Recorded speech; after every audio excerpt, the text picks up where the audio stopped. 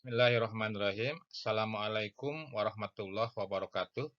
Para siswa sekalian, selamat bertemu kembali dalam pembelajaran kimia SMA bersama saya Ayudin SPD, guru SMA 1 Gunung Siang, Kabupaten Subang.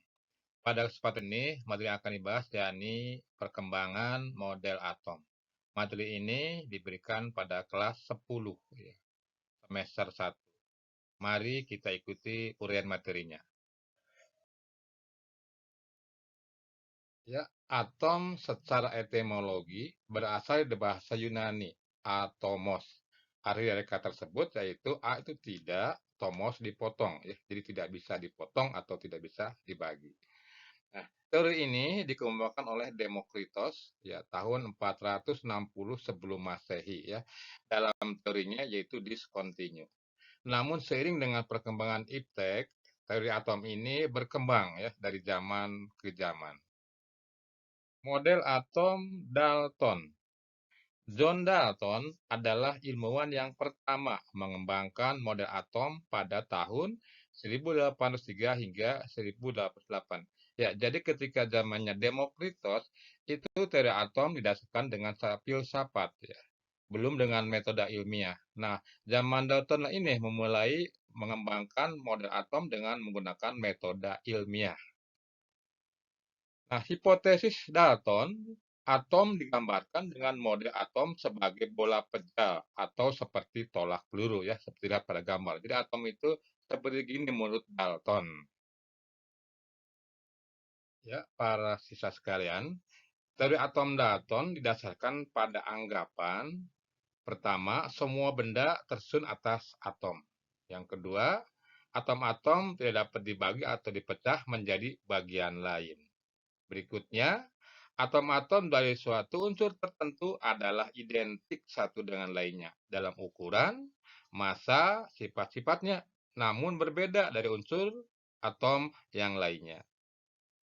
Kemudian, perubahan kimia merupakan penyatuan atau pemisahan dari atom-atom yang tak dapat dibagi, sehingga atom tidak dapat diciptakan dan tidak dapat dimusnahkan. Nah, inilah kira-kira ringkasan dari teori atom Dalton. Para siswa sekalian, ketika zamannya Dalton itu sekitar awal abad ke-19 ya. Waktu itu barangkali ya ilmu pengetahuan dan teknologi itu masih sangat terbatas ya, tidak seperti sekarang ini ya. Sehingga kalau teori atom Dalton ada kelemahan-kelemahan itu sangatlah wajar. Nah, kelemahan-kelemahannya itu diantaranya itu masih ada partikel subatomik yang menyusun atom ya, namanya proton, elektron, dan neutron. Jadi sekarang ini diketemukan bahwa atom itu bukan yang terkecil, masih ada partikel yang lebih kecil atau subatomik ya, yang namanya proton, neutron, dan elektron. Kemudian atom-atom dari unsur yang sama dapat mempunyai massa yang berbeda. Ya, ini dalam namanya isotop ya. Jadi misalnya hidrogen itu ada beberapa massanya bisa berbeda. Jadi unsur sejenis massanya bisa berbeda. Nah, ini nanti dipelajari dalam materi isotop. Kemudian tidak mengenal muatan atau sifat fisik materi, sehingga tidak dapat menjelaskan bagaimana cara atom dapat berikatannya. Tentunya kalau berikatan itu kan tarik-menarik ya. Kalau tarik-menarik kan ada muatan positif, ada muatan negatif. Nah, Dalton ini belum menjelaskan tentang sifat fisik materi ini.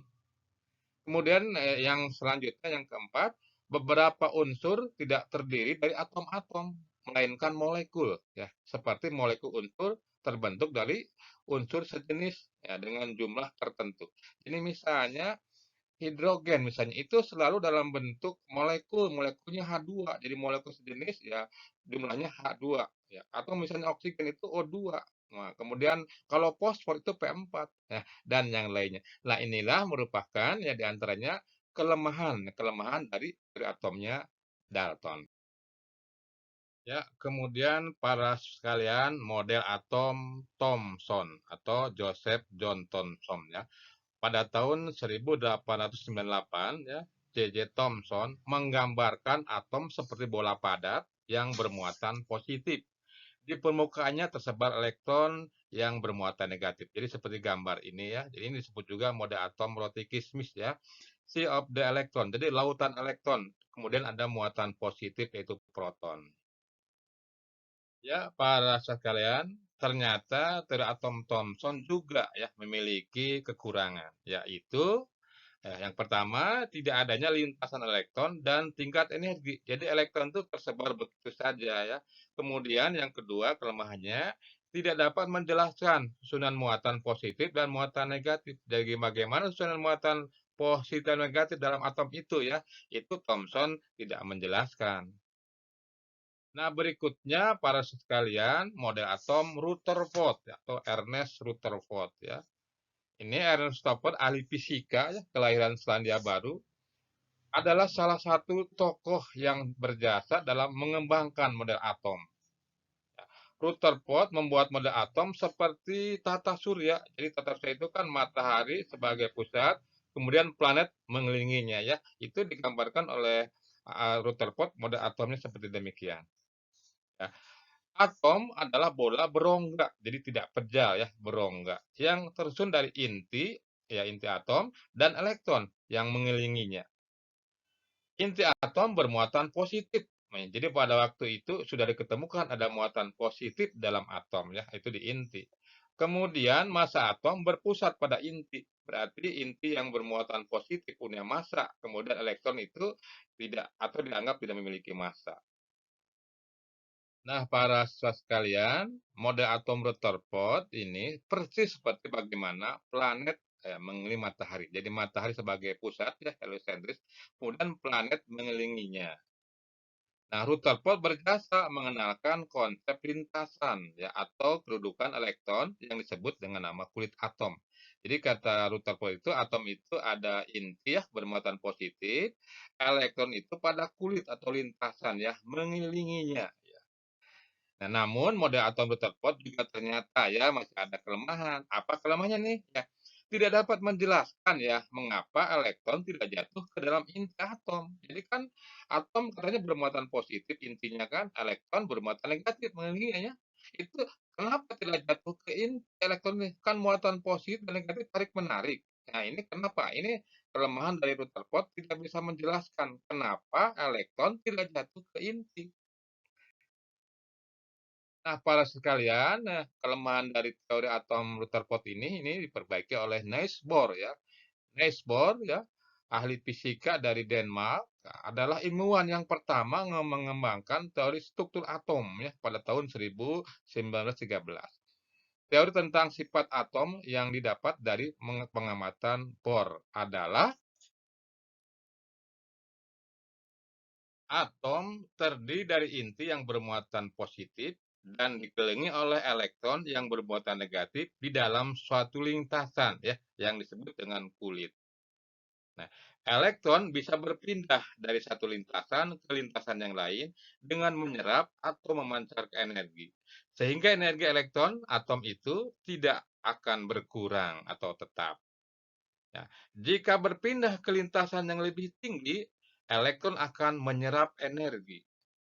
Dan jika berpindah ke lintasan yang lebih rendah, elektron akan memancarkan energi. Ya, inilah teori atom dari Bohr ya atau Niels Bohr, pengamatan dari Niels Bohr tentang atom.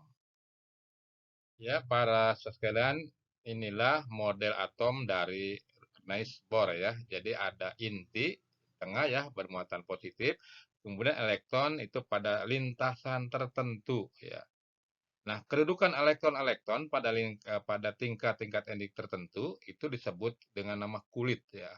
Kulit yang paling dekat dengan inti itu kulit yang paling rendah energinya ya, dinamai dengan kulit K ya. Kemudian berikutnya namanya kulit L, selanjutnya adalah kulit M. Nah, kalau ada kulit berarti kulit N, ya, kemudian O dan selanjutnya adalah kulit P dan Q. Nah, dasar inilah yang digunakan untuk menentukan konfigurasi elektron suatu atom atau bagaimana tersusunnya elektron di dalam kulit atau dalam atom ya. Jadi atom ada inti, kemudian elektron di kulit ya pada lintasan tertentu. Kulit terdekat itu kulit K, berikutnya L, kemudian M. Nah, kalau masih ada kulit berarti N dan seterusnya. Ya, para sekalian, kemudian mode atom mekanika kuantum. Inilah mode atom yang paling terakhir ya. Nah, merupakan mode atom yang paling modern. Atom terdiri dari inti yang bermuatan positif dan awan-awan elektron yang mengelilinginya. Jadi kalau di sini elektron itu sebagai awan ya, tapi mengelilingi juga inti. Nah, digambarkan seperti ini. Jadi ada awan elektron di sekitar inti. Nah, para saudara sekalian, setiap kulit memiliki subkulit. Nah, subkulit ini diberi nama yaitu SPDF. Jadi kalau dalam Lisbon itu ada inti, ada kulit ya, kulitnya KLMN ya.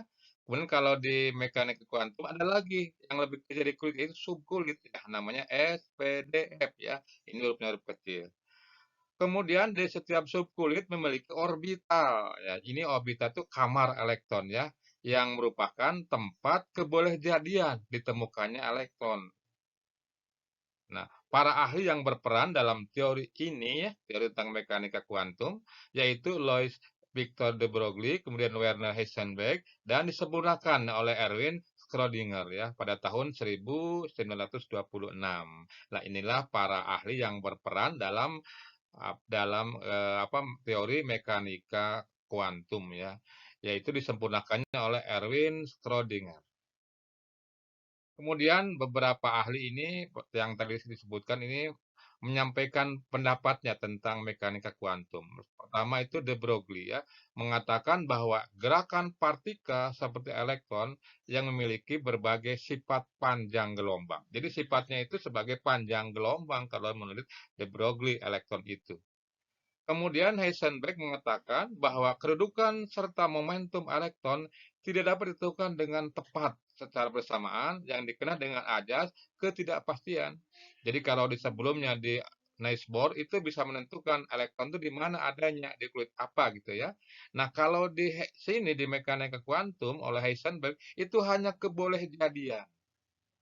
Kemudian Schrödinger juga menjelaskan partikel tidak hanya gelombang, melainkan gelombang probabilitas. Ya, kulit-kulit ya elektron bukan kedudukan yang pasti dari suatu elektron, namun hanya suatu probabilitas atau kebolehjadian saja.